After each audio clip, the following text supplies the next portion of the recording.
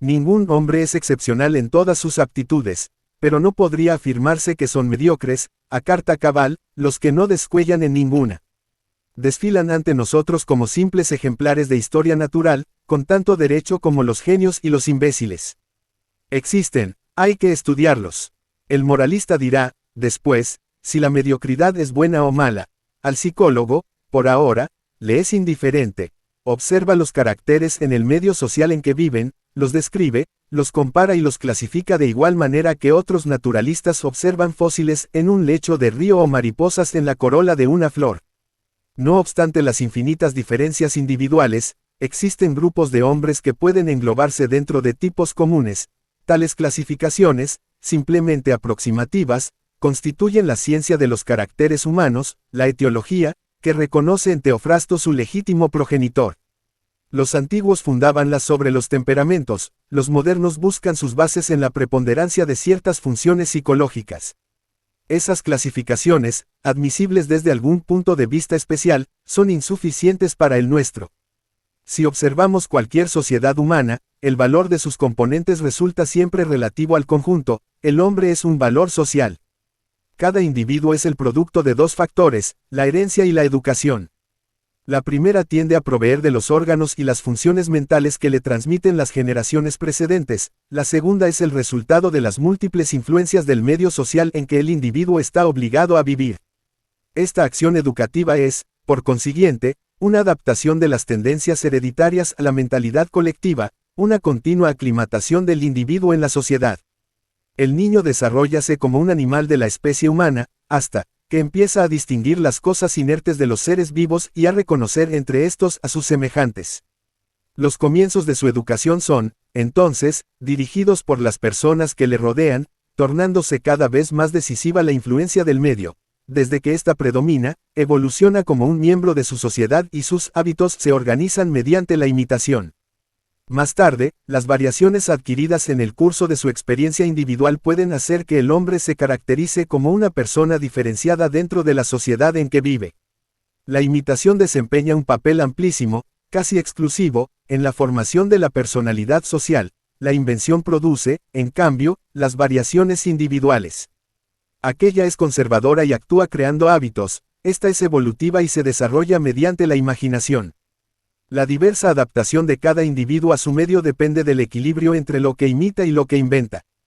Todos no pueden inventar o imitar de la misma manera, pues esas aptitudes se ejercitan sobre la base de cierta capacidad congénita, inicialmente desigual, recibida mediante la herencia psicológica. El predominio de la variación determina la originalidad. Variar es ser alguien, diferenciarse es tener un carácter propio, un penacho, grande o pequeño, emblema, al fin, de que no se vive como simple reflejo de los demás. La función capital del hombre mediocre es la paciencia imitativa, la del hombre superior es la imaginación creadora. El mediocre aspira a imitar a cuantos le rodean, pensar con cabeza ajena y ser incapaz de formarse ideales propios. Una minoría, además de imitar y a mentalidad social, adquiere variaciones propias, una personalidad individual, netamente diferenciada. El hombre superior es un accidente provechoso para la evolución humana. Es original e imaginativo, desadaptándose del medio social en la medida de su propia variación. Esta se sobrepone a atributos hereditarios del alma de la especie, y a las adquisiciones imitativas del alma de la sociedad, constituyendo las aristas singulares del alma individual, que le distinguen dentro de la sociedad. Es precursor de nuevas formas de perfección, piensa mejor que el medio en que vive y puede sobreponer ideales suyos a las rutinas de los demás creadora. El mediocre, aspira a confundirse en los que le rodean, el original tiende a diferenciarse de ellos. Mientras el uno se concreta a pensar con la cabeza de la sociedad, el otro aspira a pensar con la propia.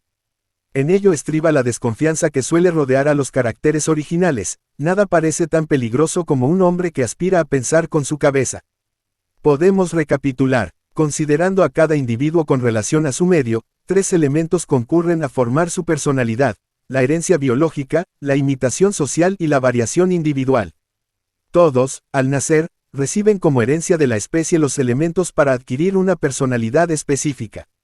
El hombre inferior es un animal humano, en su mentalidad enseñoréanse las tendencias instintivas condensadas por la herencia y que constituyen el alma de la especie.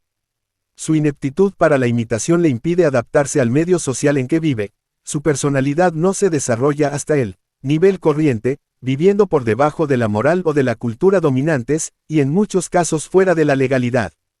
Esa insuficiente adaptación determina su incapacidad para pensar como los demás y compartir las rutinas comunes. Los más, mediante la educación imitativa, copian de las personas que los rodean una personalidad social perfectamente adaptada. El hombre mediocre es una sombra proyectada por la sociedad, es por esencia imitativo y está perfectamente adaptado para vivir en rebaño, reflejando las rutinas, prejuicios y dogmatismos reconocidamente útiles para la domesticidad. Así como el inferior hereda el alma de la especie, el mediocre adquiere el alma de la sociedad. Su característica es imitar a cuantos le rodean, pensar con cabeza ajena y ser incapaz de formarse ideales propios. Una minoría, además de imitar la mentalidad social, adquiere variaciones propias, una personalidad individual, netamente diferenciada. El hombre superior es un accidente provechoso para la evolución humana. Es original e imaginativo, desadaptándose del medio social en la medida de su propia variación. Esta se sobrepone a atributos hereditarios del alma de la especie, y a las adquisiciones imitativas del alma de la sociedad, constituyendo las aristas singulares del alma individual, que le distinguen dentro de la sociedad. Es precursor de nuevas formas de perfección, piensa mejor que el medio en que vive y puede sobreponer ideales suyos a las rutinas de los demás.